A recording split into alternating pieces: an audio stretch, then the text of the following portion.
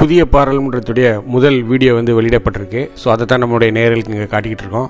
So இந்த புதிய பாராளுமன்றம் கட்டப்பட்டது பார்த்திங்கன்னா டாடா ப்ராஜெக்ட்ஸ் நிறுவனத்தால் கட்டப்பட்டிருக்கு. இதை டிசைன் பண்ணது பார்த்திங்கன்னா HCP design planning and management private லிமிடெட்ங்கிற கம்பெனி தான் டிசைன் பண்ணியிருக்காங்க.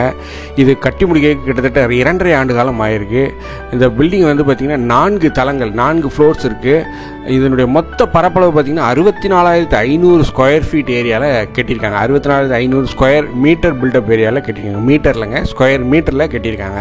ஸோ மீட்டருங்கும் போது கொஞ்சம் ஜாஸ்தியாகவே இருக்கும். ஸோ இதுக்கு கட்டி முடிக்க இது வரைக்கும் ஆன செலவு பார்த்திங்கன்னா 1,200 கோடி ஆயிருக்கு. ஆரம்பிக்கும் போது இதுக்கு போட்டப்பட்ட மதிப்பு பார்த்திங்கன்னா 977 கோடி தான்.